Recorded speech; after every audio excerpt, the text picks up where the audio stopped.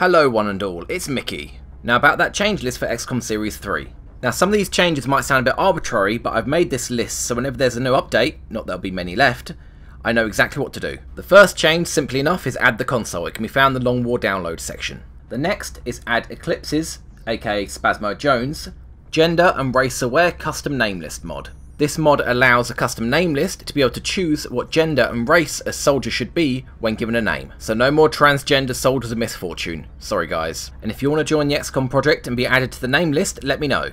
And while you're at it, let me know what gender, language, voice, race, head, skin colour, hair or helmet you want, hair colour, facial hair, if you're a dude, I can't really do it if you're a girl, sorry, that's life problems, armour deco, armour tint, voice pitch, head size and body size you want. This will all be within reason and be down to my discretion. Next, I changed the mission names in the XCOM strategy game INI to add a bit of variety and humour to the mission names that could be generated. Next, I changed the soldier class promotion colours in the default game core INI file. It's just my preference, but I have snipers blue, scouts black, infantry white, assaults green, medics orange, engineers purple, gunners yellow and rocketeers red. Don't think I don't see you posing there, Bale. Next I grab another one of Eclipse's Spasmo Jones mods, the alien sight range indicator, which does pretty much what it says in the tin, shows you the range of the alien's sight, because thankfully for you guys, I used to edit out the amount of time that I'd spend counting tiles. Next the Long War HP colour changer mod by Elitan, which allows you to change the health bar colour of active and inactive soldiers to whatever you want. Next there's the bleed out timer extended. Project Mercy was kind enough to write out a script for me for the Patcher GUI that would extend all the random bleed out timers for critically wounded soldiers by 2. I really hated the random bleed out timers to be a minimum of 2 turns. For me that usually meant a dead soldier, and possibly more dead soldiers risking their lives trying to get to him in 2 turns. Another script Project Mercy was kind enough to write out for me on the Long War forum was the Force Critical Wound. This again is of course just my preference, but I always hated how a single bad luck roll or a single bad decision could cause the death of a soldier. With this, every soldier gets a second chance, and it has to be a string of bad luck or bad decisions that will get a soldier killed. I know a lot of people out there aren't going to like the changes that I've made, but really, I want a less serious Iron Man Impossible. I've played Long War II long enough, and I'm kind of burned out from its brutality. When things go wrong, I want it to actually be my fault. Next there's the Enhanced Tactical Info mod by Eclipse Spasmo Jones. Another potentially controversial mod that shows a few more soldier stats, including their XP, as they progress through the mission, as well as the number of aliens that are active. Now some of you might scream out, oh well this is unfair information that you shouldn't know. And to those people I respond with this image. This is a 100-page notepad, completely filled up on both sides, showing the number of aliens that are active and the soldiers that are getting the kills. And I am not f***ing doing that anymore. Next there's Liquid's HUD Cleaner, which can be used to remove certain aspects of the UI, and I used it to remove the mouse controls that you can see here. And another one by Eclipse Spasmo Jones, the Meld Alarm. This makes the noise the meld makes be less incremental. So if it's 1 turn away from popping, it will pulse fast, if it's 2 turns away from popping, it will pulse slow, and if it's 3 turns away or more, it won't make any noise. Next, the Show Soldier Recovery Time in Hours by Kavala, or Vala, I'm not sure. It allows you to configure at what point the recovery time gets turned from days into hours. So no more guessing whether a soldier will be ready for a mission. I set mine to turn from days at the 32-hour mark, seeing as no mission will wait longer than 32 hours for your soldier to get his ass out of bed. Another by Eclipse Spasmo Jones, the Show Country Name, which does exactly what it says and is really just for convenience. Next, Zexilon, if that's how you pronounce it, I'm not sure, was kind enough to write me a script on the Long War Nexus forum to change the colours of the names of the soldier classes in the barracks, so that it matches with the colours I'd chosen for my soldiers to be promoted to when they select a class. Unfortunately, it doesn't change these colours from the soldier class breakdown, and I have to change it manually with a hex editor. Please don't ask me how I do that, I don't really have any clue and I kind of just wing it, because screwing up a hex edit will make your game break entirely. Next, the very handy Virtual Reality Training by Eclipse Spasmo Jones.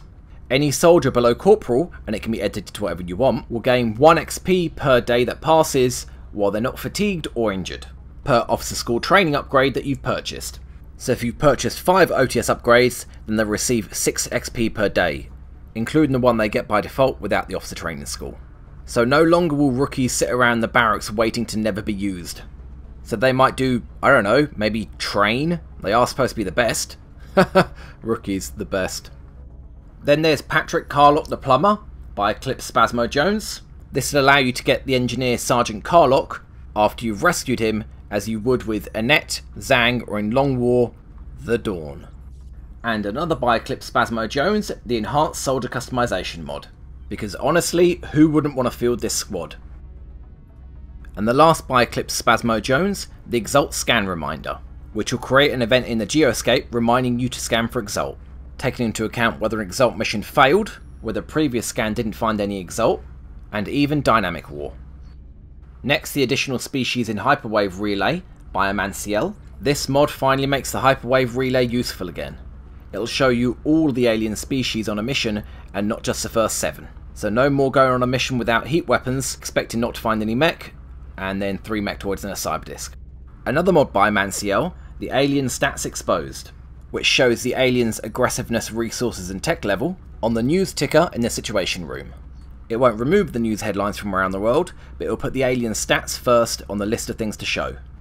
And we're down to our last few mods, next being Lightning Reflexes Hit Chance by the Iron Rose / Vazeron, which is part of a large compilation of mods called Assorted Long War Gameplay Modifications, and does exactly what it says, allows you to configure the chance to be hit on the first and subsequent shots with any soldier that has lightning reflexes being shot by Overwatch fire.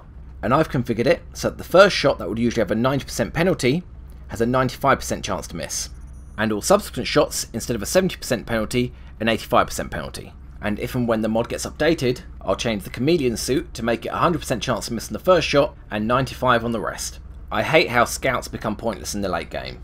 I want the cost of a small item to make them impervious to a single Overwatch shot. And one of the last mods I install is Customize the Air Game by the Iron Rose / Vazeron, so that I can finally get rid of those fucking air game critical hits. They don't belong in XCOM's air game, and I'm glad to be rid of them. And now for the gameplay modifications I made for the data game core ini. First, reducing the Cyberdisk's movement. Personally, I think Cyberdisks should be flying dreadnoughts and not zippy little flying saucers. So their movement's been reduced from 18 to 14 and upgraded from 4 down to 2. Next, Seeker damage reduction. Seeker motherfucking damage reduction. Did you know in Long War a fully upgraded Seeker has more damage reduction than a fully upgraded Mechtoid? Well, you do now, and no fucking longer. And no, I'm being completely serious. Seekers get 5 DR when they're fully upgraded, Mechtoids get 4. Don't believe me? Go look it up in the data game core file. From now on, Seekers only get 1 DR, and that's when they're fully upgraded. Johnny Lump, why? We love you, why would you do that to us? And in the same vein, postponing the damage reduction of drones. Drones only get 2 DR, which you might think isn't that bad, except they're fully upgraded with that 2 DR by the time you encounter Thin Men, Seekers and Floaters. So before the end of the first month, you're encountering flying little tanks that you can't hit, and when you do hit, you're doing 2 less damage. They still get their damage reduction incrementally, but now it happens at the end of their upgrade tree instead of at the beginning. A standard heavy floater from the offset will get 1 DR. Nope, not anymore. You'll still get that DR, but it'll be incremental, and it'll appear at the end of the tech tree. Honestly, I should get rid of that damage reduction entirely. Mutant Elites don't have damage reduction, do they? F***ing heavy floaters. Next, remove lightning reflexes from aliens. Done. Remove cover and fire from floater leaders, because getting floater autopsies takes way too long. Increase civilian HP for terror missions, so that drones and seekers have a bit more trouble killing them in the early game. Don't worry, 2 extra damage in the late game isn't really going to hold up. Remove soldier defense from their stat pool, so that when a soldier is created with random stats, their defense remains at 0 and their stat points are always spent elsewhere. So, enemy defense. It may not be as bad as it was pre-beta 14, but doesn't anybody else find it weird? Aliens' aim goes up, so does your soldiers. Aliens' damage goes up, so does your soldiers. Aliens' health, your soldiers as well. Aliens' defense goes up, and your soldiers remain the same. And don't talk to me about that 1 stat point that gets awarded every 4 missions at Master Sergeant. All aliens get their potential defense halved, and all tanky aliens like Berserkers and Mechtoids that are simply meant to rush you get their defense removed. I've reduced flying defense from 30 back to the vanilla 20. A target in cover on the ground should be harder to hit than when it's flying in the air. I've pretty much halved Elite Exalt's damage. No more dealing 15 damage with a laser rifle without a crit. No more dealing 12 damage with an alien grenade one-shotting people. I hate Exalt missions being all or nothing. At least now, brawling with Exalt is more viable.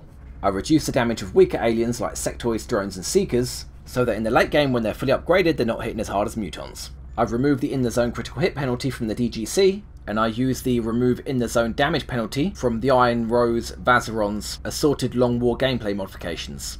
So that in the zone is, you know, actually good again. I've reduced the damage that ethereals reflect from 33% to 20%. I've removed the will penalty after a soldier getting critically hit.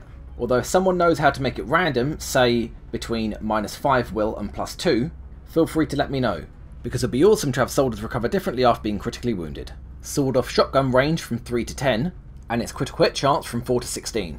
So it has the exact same damage potential as a shotgun with a third of the range, and maybe then I'll actually start using it. I've increased the range of the LMG, marksman rifle, mech weapons and the arc rifle from 36 to 40 for any soldier with squad sight using an LMG or a marksman scope, and I've also increased the overwatch range for all those weapons from 30 to 35. So now their overwatch range is just that little bit further. I've increased the sniper rifle's overwatch range from 30 to 40, so that putting a sniper on overwatch is actually useful again. It's not infinite sniper range like vanilla, but it's still going to make overwatching snipers useful. I've given swords and LMGs the ability to steady their weapon. It always bugged me that they couldn't, seeing as, you know, they have a bipod at the end of their gun, and at least now LMG gunners have something to do after moving. I've given mech and shiv weapons 1 more ammo. It always bugged me that they had the ammo of an assault rifle, and I gave the mech tier 1 weapon, the chain gun, a lot more ammo, from 2 ammo up to 10. Will it be overpowered? Not really. By the time you get mechs, you've got laser weapons anyway. Not to mention, it's a f***ing chain gun. It shouldn't just fire twice and then need reloading. The amount of ammo a weapon has no longer peaks at Gor's weaponry, and at no point going up in a tech level will have the equivalent weapon lose ammo. Except of course for the Gor's long rifle, because it has heat ammo and it is damn awesome. All pistols get 1 more ammo. It kind of bugged me that laser pistols only had 2 shots before they needed reloading. What the hell's Shen been doing not being able to put a bigger battery on a laser pistol? There you go, 112. That should keep you busy for a while. Yeah, alright, fair enough. Battle rifles get their firing range and overwatch range increased to 35 for anybody who has squad sight, so they essentially get the range of the old LMGs and marksman scopes. I removed the aim penalty after moving for the battle rifle and upped their crit damage slightly. I really want the battle rifle to be a frontline damage dealer and just have its movement impaired. I've made every weapon be usable by any soldier, but I'm only going to let them use weapons they're usually not allowed to if they pick an imaginary perk called Weapons Expert.